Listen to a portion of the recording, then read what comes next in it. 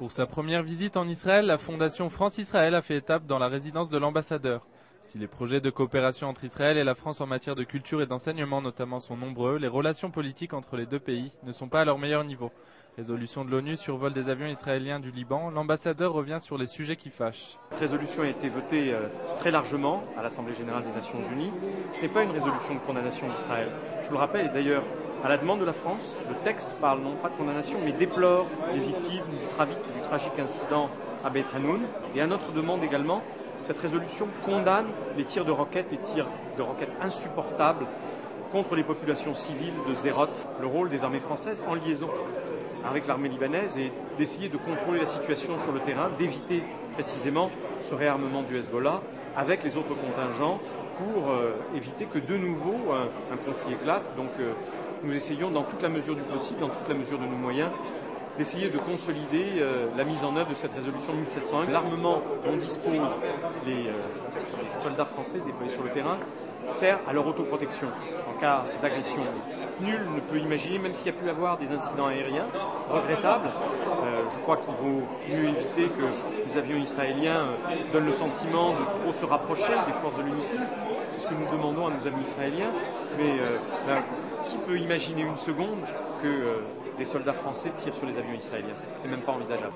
Présent également à cette soirée, le ministre de l'Aménagement du Territoire, Christian Estrosi. Avec lui, nous revenons sur l'actualité française, une actualité de nouveau marquée par des actes antisémites. Je veux dire que même si les actes antisémites ont régressé ces dernières années, grâce à la politique très volontariste menée par le ministre de l'Intérieur Nicolas Sarkozy, un renforcement de nos législations, malheureusement, il y a encore un certain nombre d'actes inqualifiables. Celui qui s'est produit mercredi dernier à l'issue du match Paris Saint-Germain et le club de Tel Aviv est un de ces actes tout à fait inqualifiables et intolérables. Nous avons veillé à ce que toutes les interpellations soient faites. Nous avons veillé à ce que toutes les poursuites les plus déterminées soient engagées. À quelques mois de l'élection présidentielle, ce proche de Nicolas Sarkozy vient également rappeler l'engagement du candidat de droite auprès d'Israël. Des propos qui sonnent comme un air de campagne. Nicolas Sarkozy est un ami d'Israël, s'est toujours montré en tant que tel et dans les moments les plus difficiles et les plus sombres, combien il a toujours été fidèle à ses engagements, combien il est déterminé à accompagner Israël dans toutes ses épreuves et dans tous les défis qui lui restent à relever.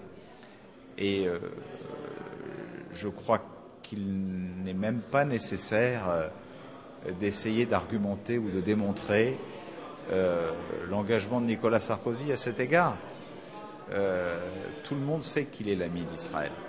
Lundi, la Fondation prend le chemin du Nord pour se rendre à Kiryat Shmona et rencontrer les habitants de la ville. Des habitants qu'il faudra encore convaincre de l'engagement de la France à leur côté.